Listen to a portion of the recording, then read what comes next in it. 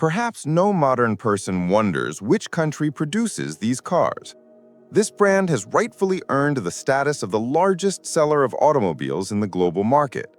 Its models have gained popularity and the sincere love of car owners thanks to genuine German quality, reliability, and thoughtful design. The Volkswagen Group has long held leading positions in the global automotive industry, and this is no surprise, since the company produces truly excellent passenger cars, minibuses, and trucks designed for customers with different income levels and interests. Even major scandals have not undermined the fame of this European manufacturer. Today, we will try to understand how the famous Volkswagen was born and why the company produces not only these cars. How, thanks to Hitler, Volkswagen became famous. The importance of prestigious premium brands such as Bugatti and Lamborghini. Why the company built an entire city for its workers. The biggest scandal that could have bankrupted Volkswagen. And how the company became a global leader, surpassing its German counterparts BMW and Mercedes-Benz.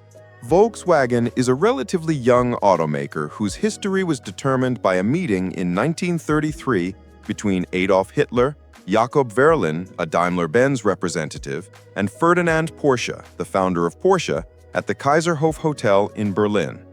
At that meeting, Hitler set an ultimatum to create a strong and reliable people's car that an average German citizen could afford. The price of the car was not to exceed 1,000 Reichsmarks. Hitler insisted that young engineers build a new plant in Germany that would embody the prosperity of the Third Reich. He even sketched a drawing on a sheet of paper marking the main points the new car should meet. Then he turned to Jakob Verlin to recommend a designer capable of fulfilling this government order. Without hesitation, Verlin named Ferdinand Porsche. The future car was simply called Volkswagen, which in German means people's car. Ferdinand Porsche immediately set to work. By January 17, 1934, he already had a set of blueprints for the prototype, based on the previously developed Porsche Type 64. The blueprints were sent to the Reich Chancellery, where they were reviewed until June, when a government contract was signed for the construction of 3 prototypes. Porsche's company was given 10 months for development, with a monthly budget of 20,000 Reichsmarks. Additional requirements were also imposed on the car: 5 seats, a track width of 1,200 millimeters, a wheelbase of 2,500 millimeters, an engine output of 26 horsepower, a maximum of 3,500 RPM, an unloaded weight of 650 kilograms, and a retail cost of 1,550 Reichsmarks. The car had to reach a maximum speed of 100 kilometers per hour, be able to climb a 30-degree incline, and consume no more than 8 liters of fuel per 100 kilometers. Despite having an existing design and his enormous experience, Porsche could not meet the deadline. He completed the government order only 2 years later. The first prototypes of the Volkswagen Beetle appeared in September 1936. The first was a 2-door Beetle, the second a convertible built on its base by Hitler's personal request, and the third a 4-seater. The prototypes underwent endurance testing covering 50,000 kilometers. No serious flaws were found, and Porsche received an order to build 30 more prototypes, which were later produced at the Daimler-Benz plant. The new models were tested by the Nazi labor organization DAF, while control over the testing process was entrusted to SS officers. They made the final decision about the future of the car. The official founding date of Volkswagen is considered to be May 28, 1937, when a limited liability company for preparing the German people's car was established. On September 16, 1938, the company was officially named Volkswagen. And on May 26, 1938, under the German town of Fallersleben, the first stone was laid for the construction of the Volkswagen plant. Adolf Hitler himself attended the ceremony. He announced the name of the future people's car, KDF-Wagen. The name was chosen in honor of the Nazi organization Kraft durch Freude, which invested 50 million Reichsmarks into the plant's construction. At the same time, large-scale construction began of an entire city for the Volkswagen factory workers. Because the original name of the town sounded unappealing, it was later renamed Wolfsburg, a name it still bears today. Already in 1939, the plant demonstrated its production capabilities by releasing a trial model, Type 38, and a demonstration model, Type 39. Both cars had modified designs, 2 rear windows, and large door handles, and improved hinges. But the KDF-Wagen never became a mass production car. With the outbreak of World War II, the Volkswagen plant mainly worked on military orders. In 1940, based on the Type 82 Volkswagen car, Volkswagen created an amphibious vehicle, Type 128. The following year, the Wolfsburg plant produced 30 such configurations, which were sent into service with Army engineering units, where they received positive feedback. That same year brought Ferdinand Porsche another government order to develop further modifications of the Type 128. Eventually, he built the Type 166 Schwimmwagen, which featured a shorter wheelbase, reduced curb weight, and greater maneuverability compared to its predecessor. Production of the vehicle was set up in Stuttgart at the Daimler-Benz plant. Between 1941 and 1945, around 15,000 of these amphibious cars were manufactured. The collapse of the Third Reich brought total changes to the entire country, including Volkswagen. The company came under the control of the British, into whose occupation zone Wolfsburg had fallen. In the autumn of 1945, the British authorities placed an order with the factory for 20,000 different modifications of military vehicles. 2 years later, Volkswagen presented a representative at the export fair in Hanover, where the company attracted considerable attention. The plant received its first foreign orders. At first, 1,000 vehicles were produced for the Netherlands, and in 1948, several orders followed from Belgium, Switzerland, Sweden, and other European countries. At the beginning of 1948, there was a change in Volkswagen's leadership. Heinrich Nordhoff was appointed as the new general director. The core of the renewed management was made up of certified engineers with international experience working at various factories. With their arrival, Volkswagen returned to work on the Beetle, refining and modernizing it to boost sales in the German market. On June 30, 1949, the company Volkswagen Finanzierungsgesellschaft MBH was established. That same year, the plant mastered the production of new body types, a limousine and a convertible. The updated version of the Beetle featured a more comfortable interior and a partially synchronized gearbox. Volkswagen also began developing a network of service centers and maintenance stations. Constant work with European clients and partners continued. As a result of competent management, Volkswagen quickly built a powerful distribution network for its products. Exports of the car, which would later achieve worldwide fame, reached 50,000 units by the end of 1948, while in the domestic market, about 15,000 Beetles were sold. By that time, the British had already relinquished control of the plant, and from September 6, 1949, Volkswagen officially came under the jurisdiction of the Federal Republic of Germany. The Volkswagen plant entered a new stage of development. Its production capacities were rapidly expanded and assembly volumes increased. In 1972, the Volkswagen Beetle broke the record of the Ford Model T and became the best-selling car in the world. In the late 1940s, Dutch Volkswagen importer Ben Pon designed a prototype of another key vehicle for the company, the Transporter. The world's first minivan appeared in November 1949 under the name Bully, meaning Little Bull. The minibus was based on a simple design, which predetermined the strong demand for it among buyers. The Volkswagen Transporter appeared at exactly the right time, and thanks to its high reliability, its global sales began to grow rapidly. In the first months after the start of mass production, Volkswagen was manufacturing 60 units of the Bully daily. Between 1947 and 1967, the Transporter was produced in various modifications: a closed-roof van, the Combi minibus, a pickup truck, and an ambulance.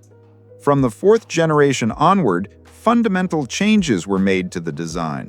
The engine was moved to the front, and the drive layout became front-wheel drive.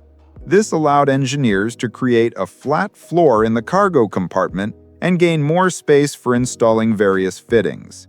By the late 1940s, Volkswagen cars had already proven their reliability and durability over time, while their affordable price allowed the automaker to strengthen their export opportunities. By the early 1950s, Volkswagen cars were being successfully exported to 150 countries worldwide. The German company also expanded its dealer network globally. In 1953, Volkswagen opened a Brazilian branch. In 1956, an office in South Africa. In 1957, an Australian division. And in 1964, a Mexican subsidiary. Other key markets were also actively developed. New projects were rapidly emerging. One of the highlights in 1953 was the new sports coupe, the Volkswagen Karmann Ghia, created on the basis of the standard Volkswagen Käfer 1200. The car's body design was developed by the Italians at Carrozzeria Ghia, while series production was carried out at the facilities of Heinrich Karmann's coach-building company in Osnabrück. The first production version of this car debuted in 1954 at the Paris Motor Show, and sales began the following year. In 1951, the Volkswagen lineup was expanded with the Volkswagen 1500, available as a sedan, station wagon, and four-seat convertible. In essence, this model was a further development of the Karmann Ghia. The latter became an extremely successful car, remaining in production until 1974, with a total of more than 350,000 units sold in various versions. Interestingly, throughout its production run, the Karmann Ghia underwent very few design changes, even fewer than the Beetle, its predecessor. In 1964, the company released the 1600 station wagon, a coupe based on it, and a sedan. There was also a British version of the model with the prefix TFS in its name. Various modifications continued to be produced until 1975. In 1965, Volkswagen's management completed a deal to purchase Audi from Daimler-Benz, resulting in the formation of the well-known Volkswagen Audi Group. Later, the Spanish automaker Seat and the Czech company Škoda also joined the group. Today, Audi AG is a subsidiary of Volkswagen Group, with its own management and exclusive rights to make independent decisions. As a result of the merger of the two brands, in 1968, the first joint project was released, the three-door station wagon Volkswagen 411 and the four-door hatchback based on it.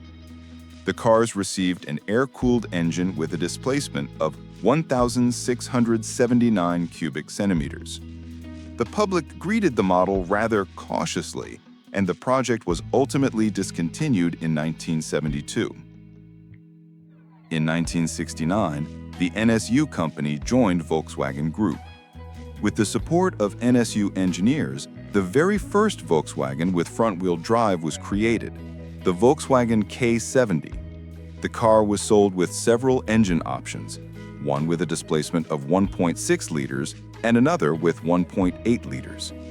The K70 existed only as a four-door sedan and was produced until 1975.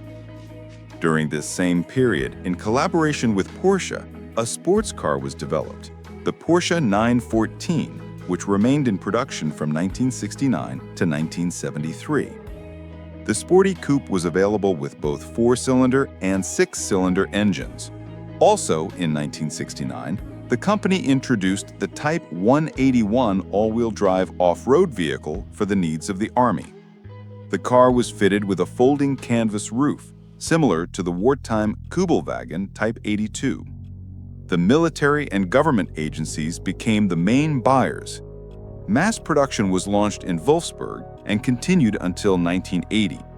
However, from 1971 onward, the production of this SUV was transferred to the Mexican city of Puebla, where it was sold under the names Thing, Safari, or Trekker, depending on the market. The 1970s became a decade of very important events in Volkswagen's history. At the head of the brand's new generation of vehicles stood the front-wheel drive Passat, launched in 1973. For the first-generation Passat, a wide range of engines was offered, with displacements from 1,297 to 1,588 cubic centimeters. Just a year later, the model lineup was expanded by the sporty Volkswagen Scirocco, a three-door coupe powered by engines ranging from 1,093 to 1,588 cubic centimeters.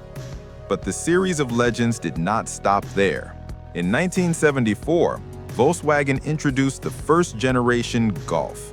The debut was so successful that within just 30 months after the start of mass production, 1 million Golfs had been built in various trims. From that moment on, Volkswagen Group became the largest car manufacturer in Europe.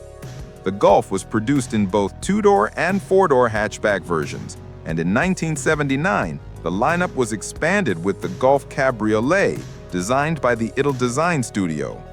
A little earlier, in 1972, the Volkswagen 412 appeared in the model range, available as both a three-door and four-door hatchback, as well as a station wagon. However, this car turned out to be less successful, and production was discontinued just 2 years after its launch. The Golf, on the other hand, was far more successful. This modern, economical, and reliable car stirred up the international market and stood at the origins of a new class of vehicles that later came to be known as the Golf class. The development of such a number of new models was costly for Volkswagen. Between 1973 and 1974, the company invested more than 800 million Deutsche Marks in design and engineering. However, thanks to the strong demand for its new cars, Volkswagen was able to completely cover these expenses by 1975.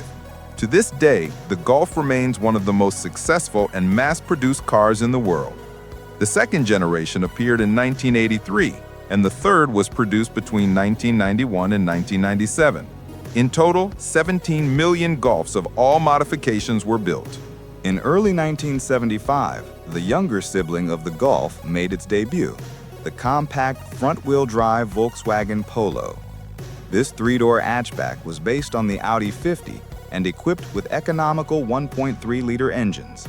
Affordable and practical, the Polo quickly became popular, strengthening the financial position of the German automaker. Another successful model built on the Golf platform was the budget-friendly four-door sedan Volkswagen Jetta, launched in 1979. Later, the Jetta itself served as the basis for another model, the Vento, which appeared in Volkswagen's lineup in 1991 and continues to be produced in subsequent generations to this day. The Vento was equipped with 4- and 6-cylinder engines with displacements ranging from 1.6 to 2.8 liters and outputs from 75 to 174 horsepower. In 1981, Volkswagen introduced the new Passat B2 and the second-generation Scirocco. The Passat B2 became the basis for a new sedan, the Volkswagen Santana, designed for the Brazilian and Mexican markets. The Santana was first equipped with a 5-cylinder gasoline engine with a displacement of 1,994 cubic centimeters. The model enjoyed good demand and continued to be produced in various generations from 1981 onward. During the 1980s, the Passat quickly evolved through 2 generations. One of the most widespread versions, the Passat B3, was released in 1988. By 1991, Volkswagen also launched the third generation of the Golf.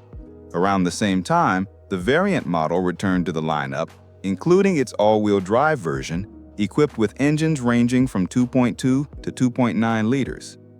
The third generation of the Polo entered production in 1994.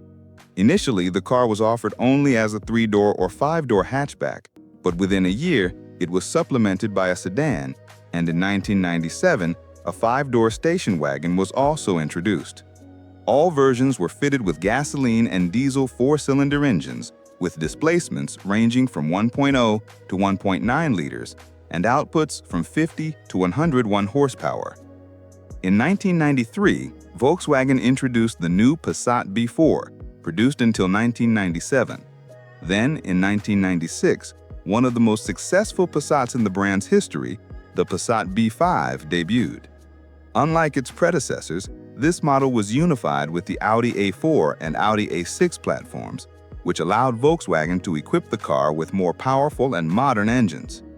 The Passat B5 featured Audi's longitudinally mounted power units and was available only as a sedan and a 5-door station wagon. In both body styles, the model was equipped with 4, 5, and 6-cylinder engines with displacements ranging from 1.6 to 2.8 liters and outputs from 90 to 193 horsepower. Starting in 1995, the Volkswagen lineup was expanded with the introduction of the spacious station wagon Sharon.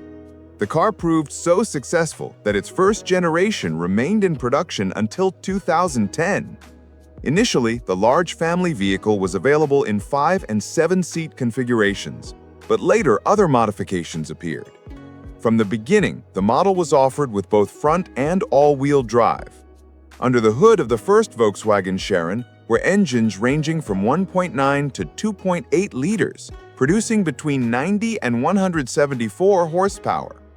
In November 1999, the German automaker celebrated the 25th anniversary of the mass production of the compact hatchback Polo. Over that time, 6.5 million units had been produced across 4 generations. An even greater milestone was achieved in July of the following year, when the Golf reached a production figure of 20 million vehicles. At that point, more than 40,000 employees at several plants were engaged in Golf manufacturing, making possible a daily output of 680 vehicles. At the time, the Golf needed only 1 million additional units to surpass the record set by the previous legend, the Beetle. At the Frankfurt Motor Show in 2001, Volkswagen unveiled a new generation of the Polo at its stand. The car became larger than its predecessor, received a longer wheelbase which improved passenger comfort and handling, and its design was fully aligned with the corporate style of the brand at that time. Production began in 3- and 5-door hatchback versions. In April of the same year, Bernd Pischetsrieder became the new head of the German group. With this change in leadership, Volkswagen officially confirmed its plans to release a large crossover, the Touareg, as well as a luxury sedan, the Phaeton. The Phaeton allowed the brand to alter its image and compete with premium manufacturers such as BMW and Mercedes-Benz in the luxury segment. Initially, 2 modifications of the Phaeton were developed. The base version was equipped with a 3.2-liter engine producing 241 horsepower, while the top version was powered by a W12 engine with a displacement of 6.0 liters and an output of 420 horsepower. The most powerful Phaeton accelerated from 0 to 100 kilometers per hour in just 5.5 seconds. Shortly afterward, the engine lineup was expanded with a V10 turbo diesel engine producing 313 horsepower and 750 newton-meters of torque. At that time, it was the most powerful diesel engine in the world. The Volkswagen Phaeton was available exclusively with the company's 4-motion all-wheel drive system. Among its innovations were air suspension, 8 airbags, an electronic stability control system, aluminum doors and hood, and active front head restraints. The interior was fitted with a 7-inch multi-function display. The first Phaeton units went on sale in the spring of 2002 at a starting price of $75,000. In early May 2002, Volkswagen officially presented the Touareg, which became the company's first truly important experience in the SUV segment. The vehicle was endowed with serious off-road capabilities, so it could not be classified merely as a soft crossover. The front design adopted key styling elements from the Passat Bora, while the rear featured large taillights and a massive bumper with a prominent Volkswagen badge.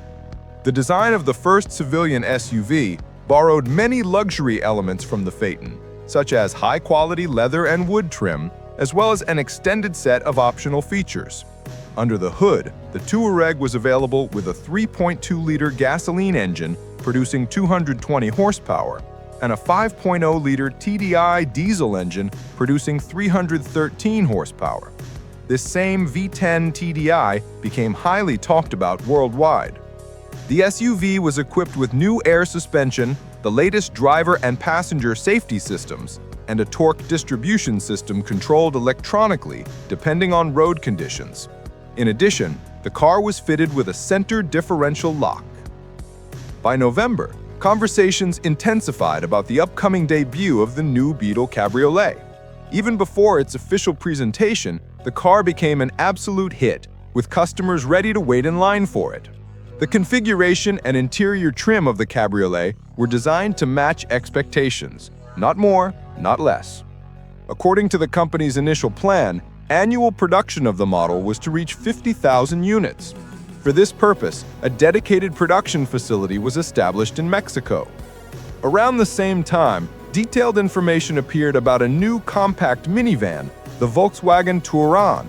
The model was built on the platform of the Volkswagen Golf, and while the two cars shared only some design elements and an overall stylistic resemblance, the Touran was developed as a true family minivan. It was offered with a wide range of modern engines meeting Euro 4 standards, which would not become mandatory until 2005. The main advantage of the new minivan, according to its designers, was its spaciousness. In the 7-seat version, the luggage compartment volume was 121 liters, but in the 5-seat version, it increased to 695 liters. If all the seats, including the second row, were removed, the luggage space reached 1,989 liters. These impressive figures were achieved despite the body size being comparable to that of the regular Golf variant station wagon. By 2002, the Touran offered an unprecedented number of seating configurations and transformations.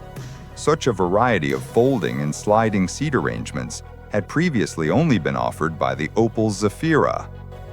On December 19, 2002, Volkswagen reported a production milestone of 22 million vehicles.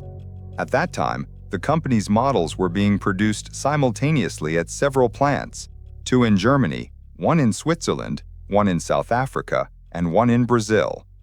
Based on sales results for 2002, Volkswagen Group became the world's largest car manufacturer, overtaking PSA, Peugeot, Citroën, Renault, Fiat, and General Motors.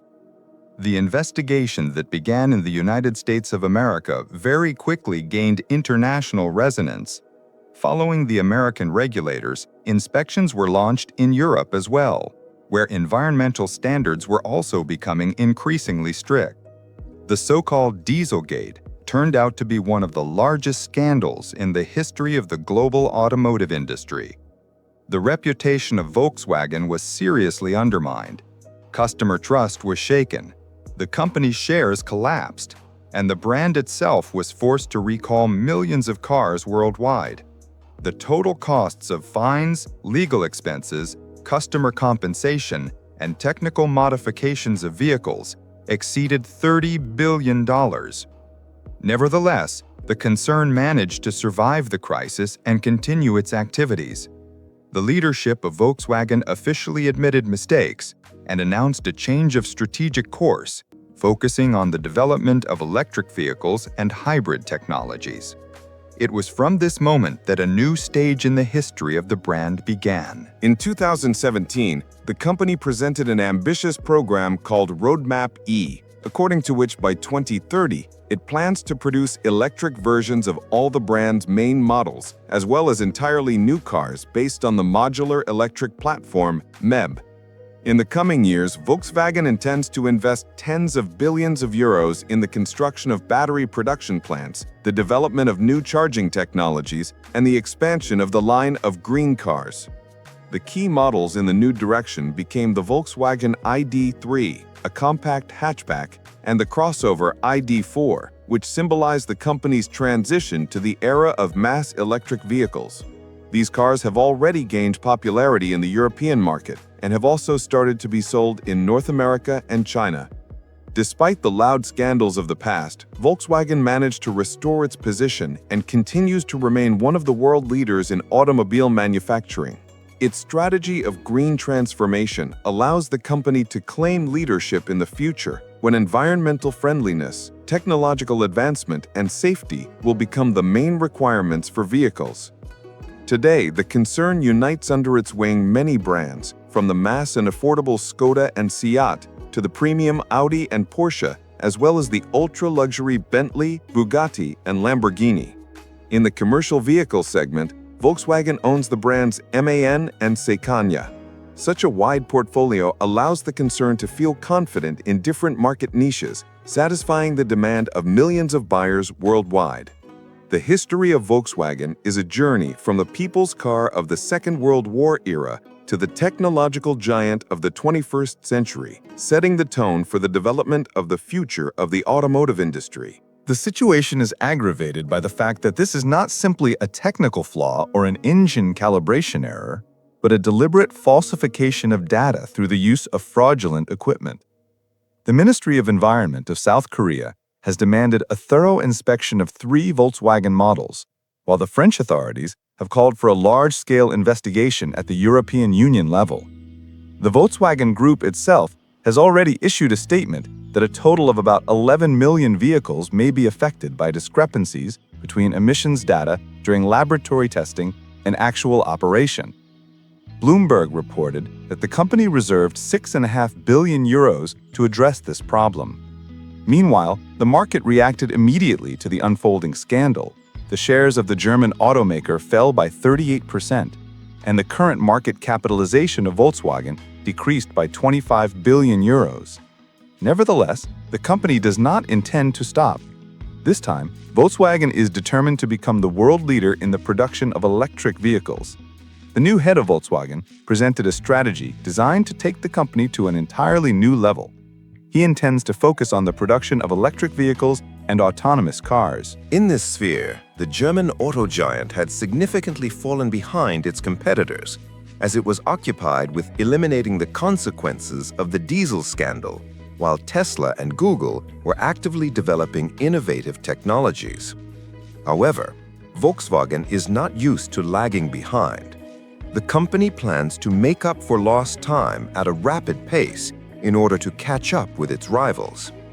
The Germans intend to present more than 30 electric vehicle models by the year 2025. According to company forecasts, annual sales of such cars could exceed 2 million units. Special divisions have already been established to work on the development of self-driving technologies. By the end of this decade, the company aims to create its own autopilot system capable of competing seriously with the developments of Google.